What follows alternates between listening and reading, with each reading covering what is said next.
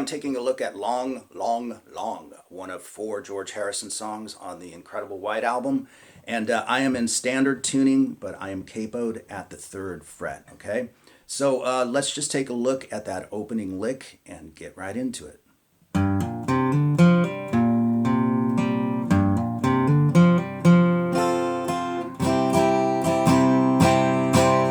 And then we are into the song, okay? So a couple of notes here. It's in 3/4 time, which is a standard waltz, classic waltz figure. And it actually swings. It's got a little bit of a shuffle to it, although you don't really hear that in George's guitar playing. He keeps things pretty straight.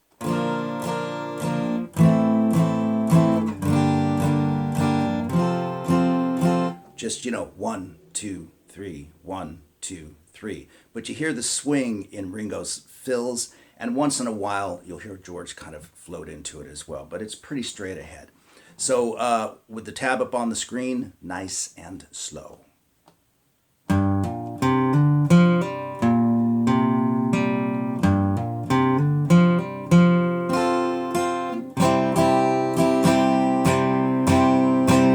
And you can hear that after George plays, then he locks into that 1, 2, 3, and that's where he starts singing, okay?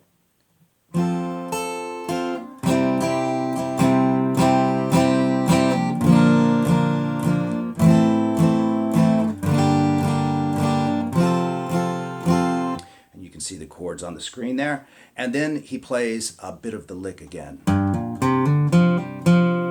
Now that last note, the open D string, is actually the 1 of the next D chord, so it's like this. 1, 2, 3. That's how it works, okay? And then we go to the A chord for 6 beats. Then it's E minor for 6 beats. And then the dynamics hit, right? So we move from a D to an A with... So that's down, up, down, up, down. So once again from the lick.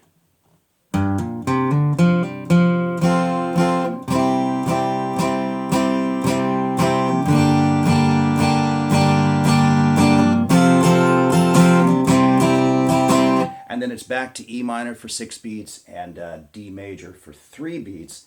Then back to A, and you can see what happens when I get there. So once again, back to E minor for 6 beats. D for 3 beats. And then 6 beats on the A, and then those crashes again.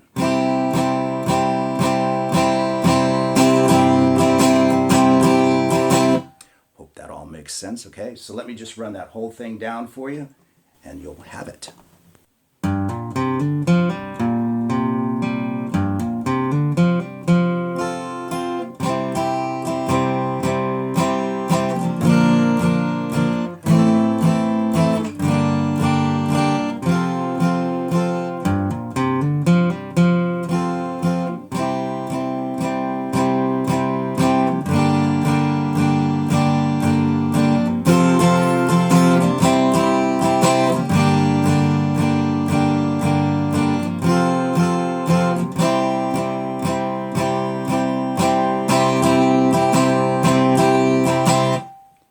And then we're simply going to repeat all of that, and you can listen to the actual recording to hear the kind of subtle variations that they have on those parts. Sometimes they're really together on it, and other times it's pretty loose. And then we move into the bridge, which is G, D, A, and E minor. And we'll talk about that little piano lick if you want to add it in there.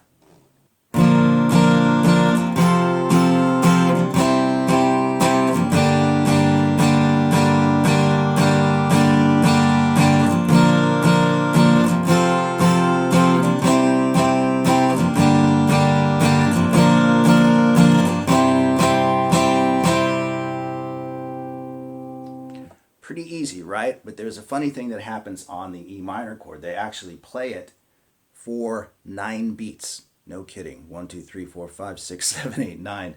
And they put that little piano lick over the E minor chord, which was played by Chris Thomas, actually. It wasn't one of the Beatles. And you can add that in just for color if you want to.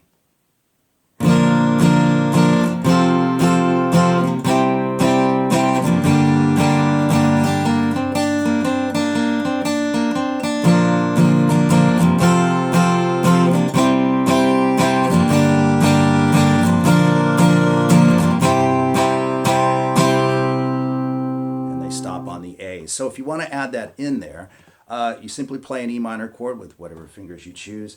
And what I'm doing is adding the open G string, then fretting it at the 2nd fret, and then hitting the open B string.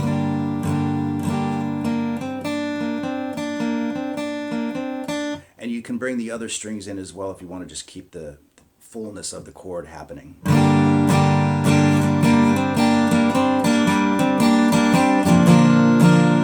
Whatever you hit is going to sound pretty good, okay? So now we're closing in on the ending of the song. So what happens here is we go back to the verse. We're going to have the G, the F sharp minor, the E minor, the D. We'll have the lick, 6 A's like we had before. But then he's going to move to the part where he plays 6 E minors, 3 D's, 3 A's, and he loops that 5 times, okay? So let me just play it from that outro verse into those chords.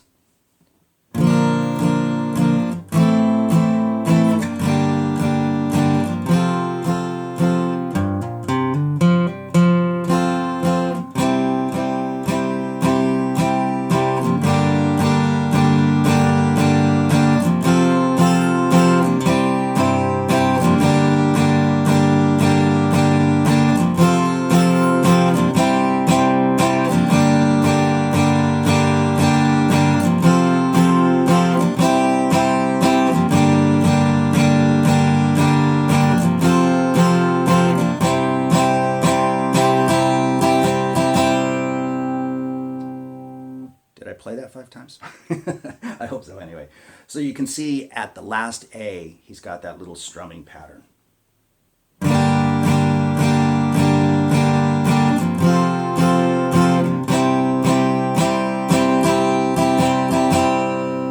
So it's 3 downstrokes for the count of 3. 1, 2, 3, and then he plays. So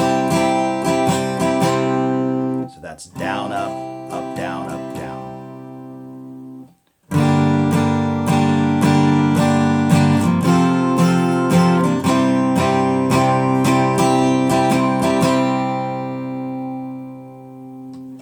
And then the chaos ensues, and you'll hear this at the end of the song, right?